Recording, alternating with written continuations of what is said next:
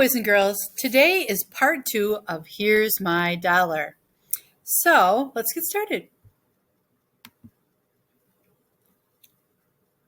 You're going to be watching Here's My Dollar part 2, and then you're going to be completing the assignment on slides number 9 and number 10.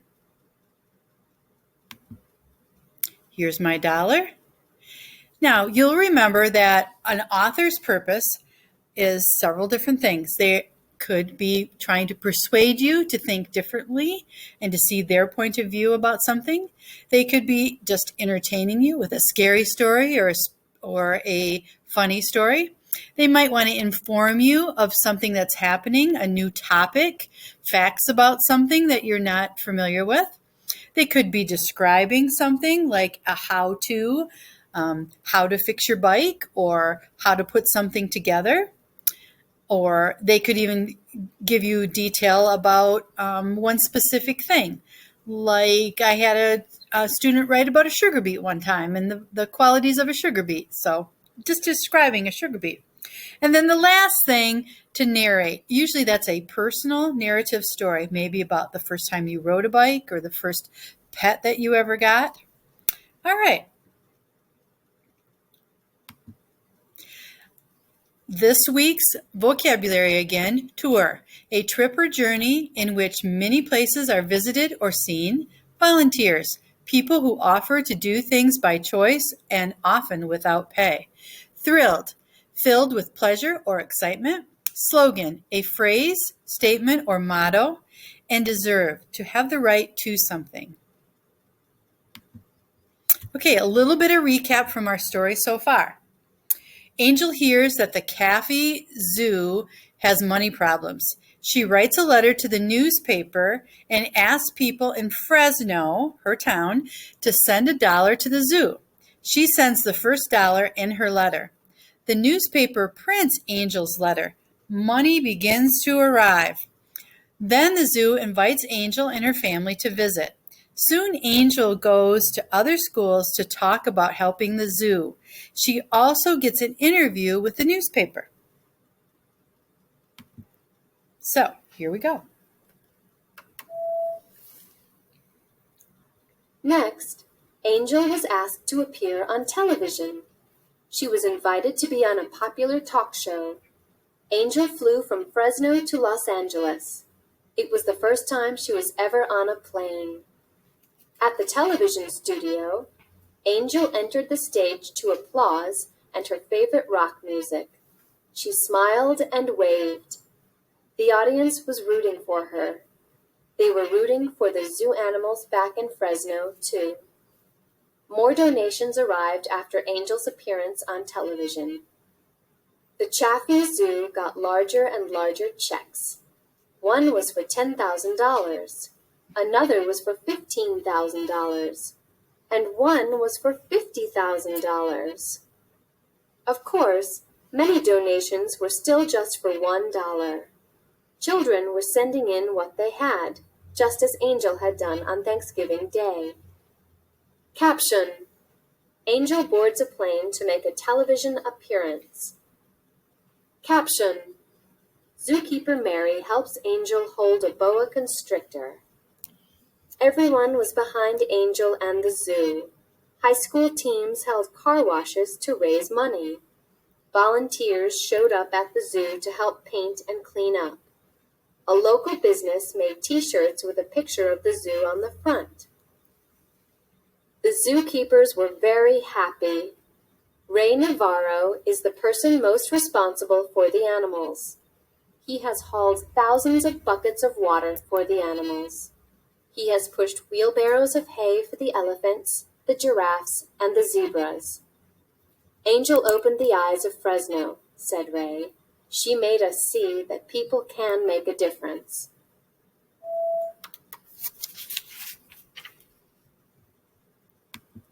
Okay, boys and girls, here's an example of how you can respond to questions. My first question here is, why do you think that after Angel's appearance on TV that people started to send money or send in donations? So you want to write in complete sentences. And here's my thought in blue letters there. I think that Angel's appearance on TV, I'm sorry, I read it wrong. I think that after Angel's appearance on TV, people started to see and understand the problem for the zoo and the animals. They wanted to help. Okay?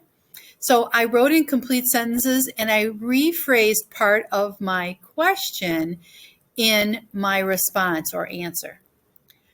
Would you have sent in a donation for the Caffey Zoo? Why? The why is the important part, boys and girls, that you give me a reason why. You're explaining yourself when you do that. So my statement then is I would send a donation to the zoo. And here's my why. I believe if everyone sends in $1 and even more, the zoo can have a better chance at caring for the animals. So I'm giving my reason why. All right. Always remember to do that when you're responding to questions.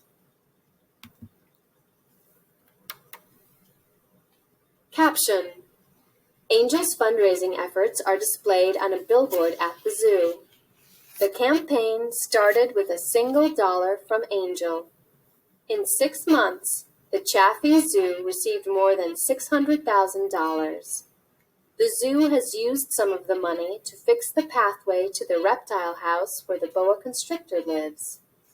It has also put in cushioned floors in the giraffe barn, plastered the seal pool, and fixed the rainforest bridge. Buildings have been painted and repaired too. The campaign to save the Chaffee Zoo has been exciting. People from Fresno are proud that a young girl woke up their own community spirit. The zoo is looking better and better. And even though the zoo animals can't speak human languages, if they could, they might say, "You are a hero to us, Angel Arellano.